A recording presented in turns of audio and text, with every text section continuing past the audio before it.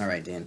This is an amazing benefit that we give you. It's why most families enroll. So I'm just gonna quit getting you killed and just get you hurt for right now. This next benefit is for it's what they call the living benefits. Is for like any accidents. So say little Amelia, she sitting on the couch and accidentally falls down, bumps her head. Where do you think you're gonna go? Probably the emergency room. Hopefully the emergency room, right? Yeah. Yeah. And if it's on a work day, you're gonna have to miss work just to take her there, right? Mhm. And how much are your copays typically? Like $100. $100, yeah. If you're like me, $100 is $100, and you had to miss work a couple hours just to be there for her, and you're out $100. What this next benefit does is anytime you go to the hospital, for any accident, like nothing internal, like fever, sickness, I don't feel good, but anything external, like a bee sting, if you get a bad reaction to something, chemical in your eye, you have to get it washed out. Maybe you step on a nail, have to get a tetanus shot. What this is going to do is going to pay you $200 every time you go per occurrence, and it's unlimited. So you go 3 times a year, that's a check for you for $600. The next portion is pretty critical. Say you have to go down to the store, buy a gallon of milk for your wife, and some idiot runs a red light and plows into you. You're probably going to the hospital for 10 days, and some pretty bad things are going to happen if you're in the hospital, right? What do you think probably is going to happen if you're in the hospital for 10 days? I'm gonna be out. I'm not gonna get a paycheck for 2 Right. days. Yeah, you're not going to be making money.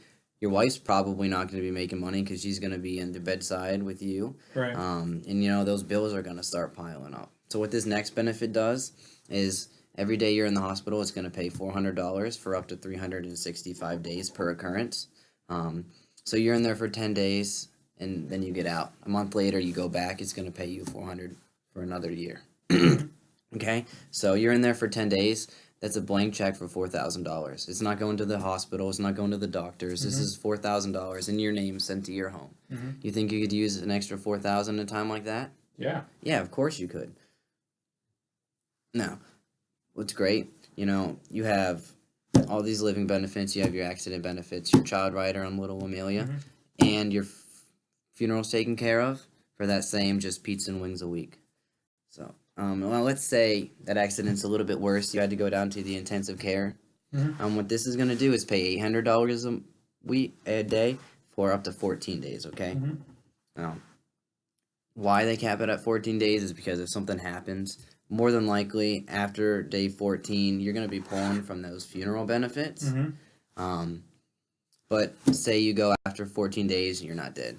What happens at day 15 is it reverts back to that $400 a day for up to that 365 days. So you're not losing it. So you have all of those living benefits, your accidental death, and your child rider and freedom of choice for that same $30.20 a week, okay? Now you can get that at like that bottom part that I just told you about, Aflac, Aetna combined. But it's expensive. You're looking at $60, $80 a month just for that bottom section, and you're getting all of this. What's great is we're also strike and layoff proof. Okay, so if you go on strike, we're gonna pay your premiums for up to a year, and you never have to pay that back. Okay. If you get laid off, God forbid, we're gonna pay your premiums for 3 months. And again, that's something you don't ever have to pay back. It's great,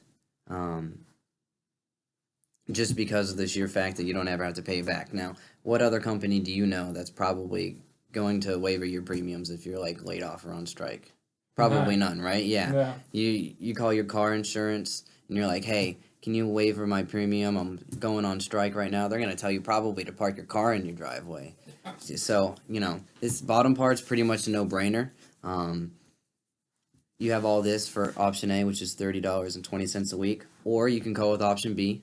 You're just going to lower your funeral benefits to $20,000, and everything else that I just said is going to remain the same, and that's going to be $25 a week. So which one would you be more comfortable with, A or B?